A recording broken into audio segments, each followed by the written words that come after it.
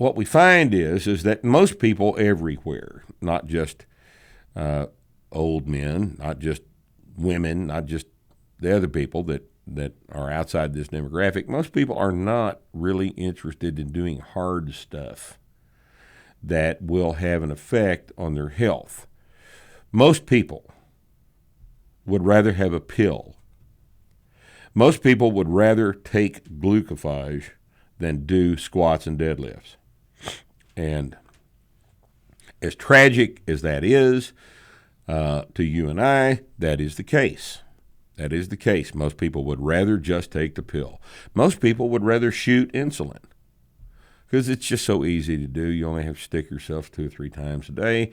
But squats and deadlifts, God, man, it's hard. Heavy weights. I don't want to do that. Once again, we're narrowcasting. I've said this 100,000 times.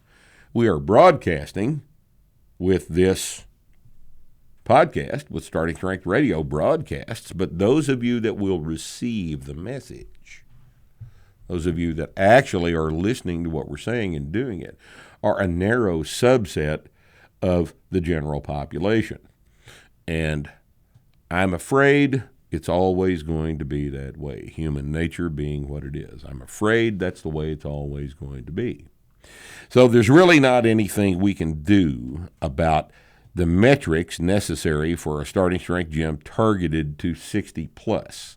I don't really know what you mean by metrics, except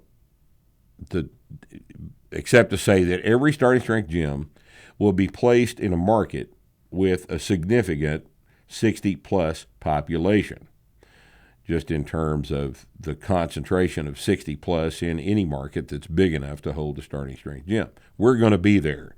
It's up to you to get them in. We can't make them come in. Now, we've got a book. The Barbell Prescription is specifically designed to tell people why that particular demographic needs to lift weights. Dr. Sullivan, Andy Baker did a masterful job of writing this very, very important book. But if you can't get them to buy that book, you're certainly not going to get them to come in the gym. Okay?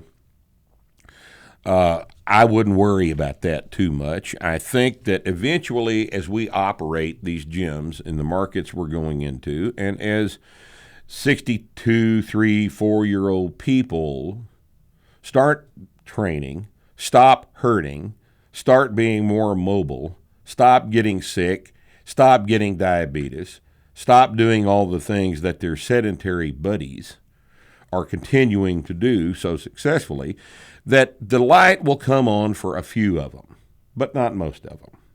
Unfortunately, this is a human tendency, the lack of personal responsibility. I mean, that's why socialism is so popular, you know. Lack of personal responsibility is a hallmark of most of the human race. I'm sorry, that's just the way it is. We can't do anything about that.